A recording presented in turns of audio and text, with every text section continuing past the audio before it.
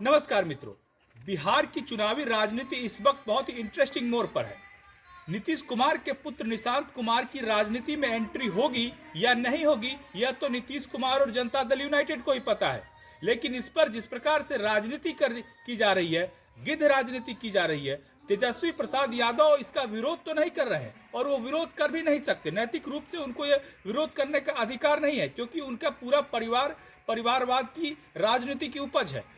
उनकी माता श्री, भाई बहन और वो स्वयं वंशवाद की उपज है।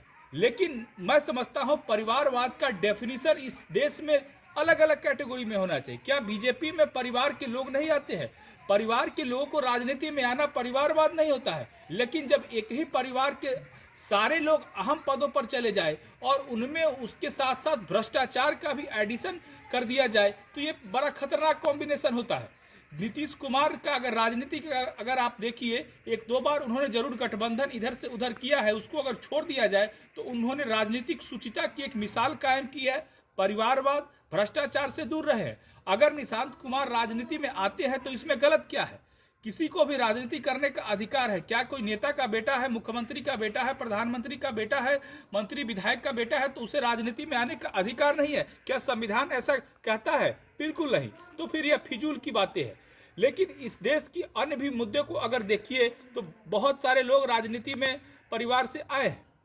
अगर सारे मुद्दों की चुनाव के वक्त इस वक्त जड़ क्या है, वो चुनाव का इशू है। 2025 का चुनाव बड़ा इंटरेस्टिंग चुनाव बनाने की कोशिश मैं मीडिया की बात हमेशा करता हूं, जो लेफ्टिस्ट मीडिया है, जो वामपंथी गिरोह है, जो जिसे बीजेपी से, आरएसएस से और इस देश के राष्ट्रवाद से और विकास से नफरत है, वो हमेशा चाहता है कि बीजेपी को कमजोर किया जाए।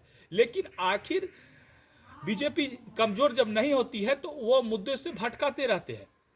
प्रशांत किशोर अपनी राजनीति जरूर कर रहे हैं, लेकिन प्रशांत किशोर बिहार की पिच पर सफल नहीं होने वाले हैं, ये बहुत सारे लोगों को भी पता है।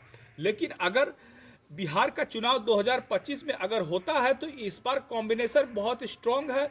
जेडीयू, बीजेपी और एलजेपी, अगर मुख्य तीन पार्टियां और उसके साथ साथ हिंदुस्तानी अवाम मोर्चा और आरएलएम जैसी पार्टियां अगर मिल जाती है तो ये बहुत एक देखा जाए तो केमिकली बहुत ही स्ट्रांग गठबंधन है। और इस गठबंधन के पास वो सारे औजार है, टूल्स है, स्किल है कि चुनाव में 200 के आसपास सीटें और उससे प्लस सीटें जीतने की क्षमता रखती है।